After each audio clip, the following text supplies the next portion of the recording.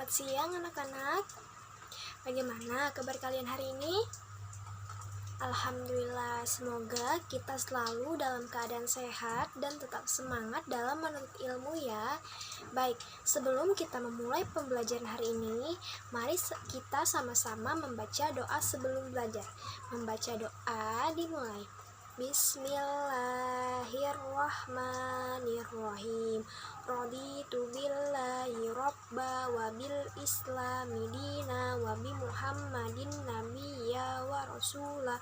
Rabbi zidni ilma warzuqni fahma bi rahmatika ya arhamar rahimin. Amin. Semoga dengan kita membaca doa tadi, ilmu yang kita pelajari hari ini bisa bermanfaat bagi kehidupan sehari-hari, dan juga yang pastinya semoga ilmunya berkah ya, amin. Baik, selanjutnya Ibu akan mengabsen kehadiran kalian. Jika Ibu sebutkan nama kalian, bilang hadir dan angkat tangannya ya. Oke, yang pertama Alma. Oke, Abizar. Oke, Ibrahim. Maulana, Sinta, Navia. Oke, alhamdulillah lengkap semua ya hari ini anak-anak Ibu.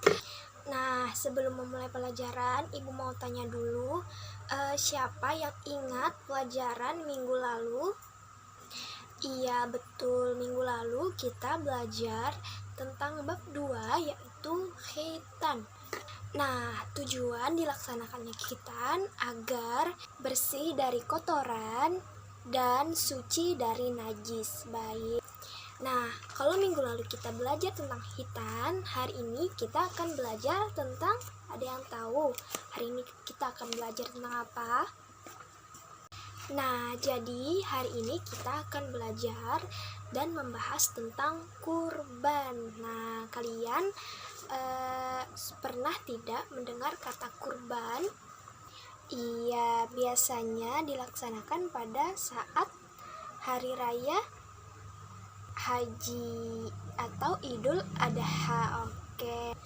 Nah, jadi tujuan pembelajaran kita hari ini yang pertama, agar anak-anak Ibu tahu apa itu pengertian dari kurban. Kemudian anak-anak Ibu juga tahu dalil yang berkaitan dengan pelaksanaan kurban. Yang ketiga, agar anak-anak Ibu tahu waktu dalam pelaksanaan kurban. Kemudian agar anak-anak Ibu tahu tentang syarat dan hikmah dalam melaksanakan kurban.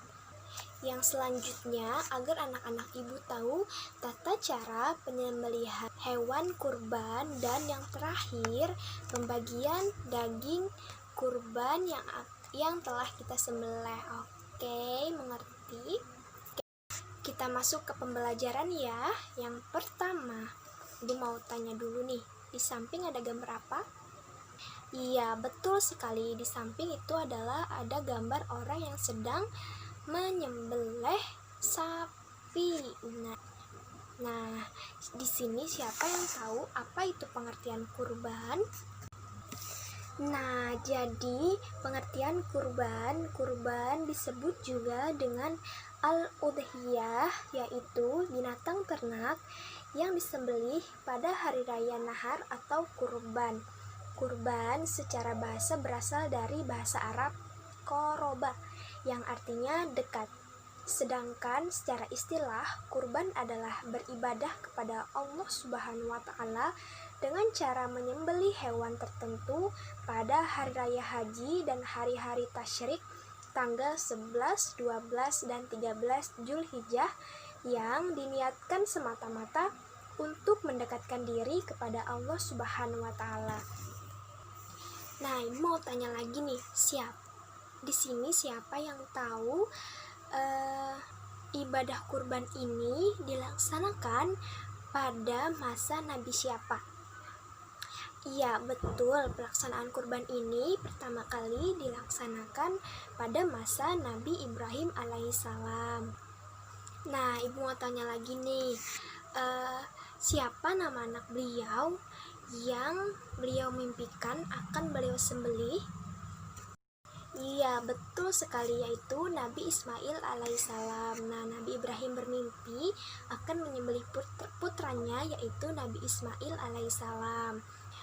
Kemudian Nabi Ibrahim sempat ragu karena takut mimpi tersebut datang dari setan. Nah, saat mimpi yang ketiga kalinya, Nabi Ibrahim yakin bahwa mimpi tersebut adalah datangnya dari Allah, perintah Allah yang harus dilaksanakan. Kemudian Nabi Ibrahim berencana akan menyembelih putranya sendiri, yaitu Nabi Ismail. Kemudian dengan mukjizat Allah, Nabi Ismail tidak jadi disembelih dan digantikan dengan berupa 1000 ekor domba, 300 ekor sapi, dan 100 ekor unta. Wah, sungguh teladan sekali ya Nabi Ibrahim ini. Beliau mengikuti perintah dari Allah Subhanahu wa Ta'ala, sehingga beliau rela akan menyembelih putranya sendiri, yaitu Nabi Ismail. Nah, ibadah kurban yang dilaksanakan pada hari-hari tasyrik karena Allah Subhanahu wa Ta'ala untuk menghidupkan syariat Nabi Ibrahim alaihissalam yang kemudian disyariatkan pula kepada Nabi Muhammad Sallallahu Alaihi Wasallam.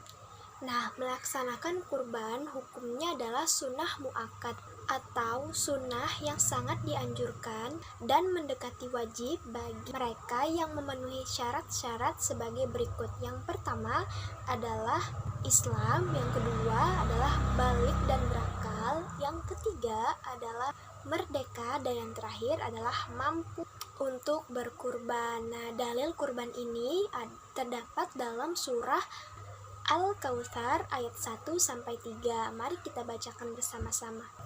A'udzubillahi minasyaitonirrajim. Bismillahirrahmanirrahim. Inna a'tainakal kautsar fasholli lirabbika wanhar. Inna syani'aka huwal abtar. Shadaqallahul azim. Artinya, sesungguhnya kami telah memberikan kepadamu nikmat yang banyak, maka dirikanlah sholat karena Tuhanmu dan berkurbanlah. Sesungguhnya orang-orang yang membencimu adalah dia yang terputus. Quran Surah Al-Kautsar ayat 1-3.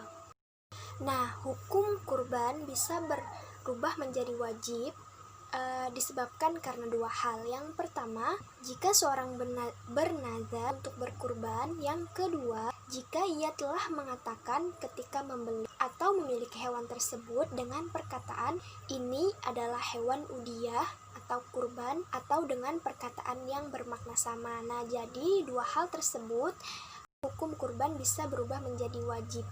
Nah, selanjutnya adalah waktu penyembelihan kurban. Kapan sih pelaksanaan ibadah kurban itu dilaksanakan? Nah, kurban dilaksanakan pada waktu tertentu pada bulan Zulhijjah, yaitu tanggal 10, 11, 12, dan 13. Pelaksanaannya dimulai setelah sholat Idul Adha tanggal 10 dan berakhir pada tanggal 13 sebelum matahari terbenam.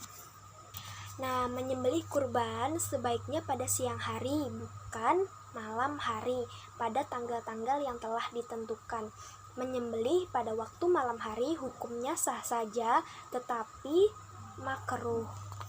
Hewan yang boleh dijadikan kurban adalah diantaranya unta, sapi, kambing, atau domba. Selain dari 3 hewan tersebut, misalnya ayam, itik, dan ikan, itu tidak boleh dijadikan sebagai kurban. Selanjutnya adalah pembagian daging kurban. Apabila kurbannya kurban wajib dan kurban nazar yang hukumnya wajib, maka seluruh daging wajib disedekahkan semuanya. Haram atas orang yang berkurban memakan daging tersebut. Jika daging itu telah terlanjur dimakan, wajib diganti sejumlah yang dimakan itu, tetapi tidak wajib menyembelih kurban lain. Nah, akan tetapi jika kurbannya adalah kurban sunnah atau kurban biasa, daging kurbannya dapat dibagi menjadi 3 bagian dengan ketentuan. Yang pertama, 1 bagian yaitu 1/3 dari daging kurban untuk yang berkurban dan keluarganya. 1 bagian yaitu 1/3 dari daging kurban untuk disedekahkan kepada fakir miskin. 1 bagian lagi yaitu 1/3 dari daging kurban disimpan tetapi disedekahkan kepada orang-orang yang membutuhkan. Kemudian tata cara melaksanakan kurban. Dalam berkurban hendaknya diperhatikan tata caranya, yaitu yang pertama, hewan yang dikurbankan dibaringkan ke sebelah rusuknya yang kiri dengan posisi muka menghadap arah kiblat sambil membaca doa Rabbana taqabbal minna innaka antas samiul alim. Yang kedua, orang yang menyembelih meletakkan kaki yang sebelah di atas leher hewan agar hewan itu tidak menggerak-gerakkan kepalanya dan meronta-ronta. Yang ketiga, penyembelih melakukan penyembelihan seraya membaca Bismillahi Allahu Akbar. Namun, dapat pula ditambah bacaan sholawat atas Nabi Muhammad SAW. Orang yang menyaksikannya dapat turut memeriahkan dengan gema takbir Allahu Akbar. Yang terakhir, kemudian penyembelih membaca doa qabul supaya kurban diterima oleh Allah Subhanahu wa taala, yaitu Allahumma minka wa ilaika taqabbal min, kemudian menyebut nama orang yang berkurban, yang artinya, ya Allah, ini adalah darimu dan akan kembali padamu. Ya Allah, terimalah ini dari, kemudian menyebutkan nama orang yang berkurban tadi. Nah, anak-anak, yang terakhir adalah hikmah ibadah kurban. Nah, hikmah ibadah kurban itu diantaranya yaitu 1. Menghidupkan sunnah Nabi Ibrahim alaihissalam. Yang kedua, mendidik jiwa ke arah takwa dan mendekatkan diri kepada Allah Subhanahu wa taala. Yang ketiga, menghilangkan sifat tamak, rakus, dan mewujudkan sifat murah hati, mau membelanjakan harta di jalan Allah Subhanahu wa taala. Yang keempat, menghapuskan dosa dan mengharap keridhaan Allah Subhanahu wa taala. Yang kelima, menjalin hubungan kasih sayang sesama manusia, terutama antara golongan berada dengan golongan yang kurang beruntung. Yang terakhir, akan memperoleh kendaraan atau tunggangan ketika meniti titian sirotol mustaqim atau jalan yang lurus di akhirat kelak. Nah, itu tadi hikmah dalam melaksanakan kurban. Oke, sampai sini ada pertanyaan. Oke, sudah mengerti ya tentang kurban, tentang materi kurban ini. Nah, ada yang bisa menyimpulkan tentang pembelajaran kita kurban hari ini? Oke, bagus Abizar. Nah, Ibu tambahkan ya.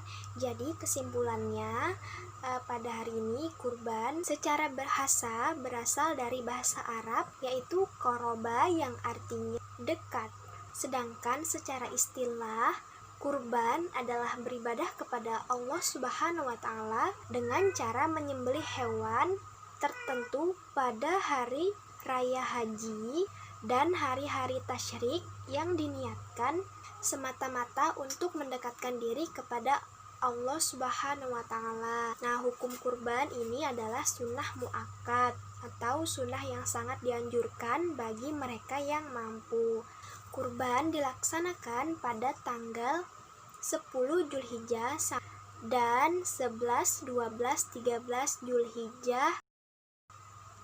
Hewan yang boleh dijadikan kurban diantaranya adalah sapi, unta, kambing atau domba. Selain hewan tersebut seperti itik, ayam, ikan itu tidak termasuk dan tidak diperbolehkan untuk dijadikan hewan kurban. Hikmah dari berkurban ini adalah mendekatkan diri kepada Allah Subhanahu wa taala dan membangun kebiasaan memberi bukan meminta. Nah, itu tadi kesimpulan dari materi kita, yaitu kurban. Minggu depan kita akan mempelajari tentang haji. Kalian baca dulu materinya di rumah ya, nanti ibu jelaskan lagi.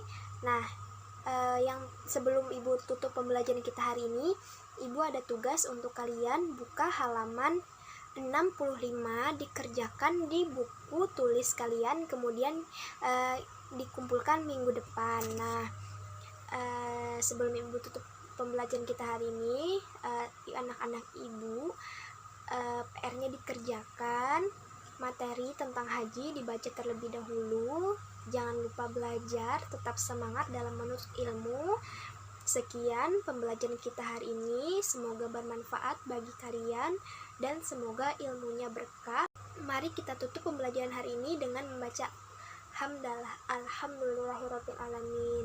Mari baca doa bersama-sama. Bismillahirrahmanirrahim. Wal asri innal insana lafi husri illal ladzina amanu wa amilus solihati wa tawasau bil haqqi wa tawasau bis sabr. Rabbana atina fid dunya hasanah wa fil akhirati hasanah wa qina adzabannar. Walhamdulillahi rabbil alamin. Assalamualaikum warahmatullahi wabarakatuh.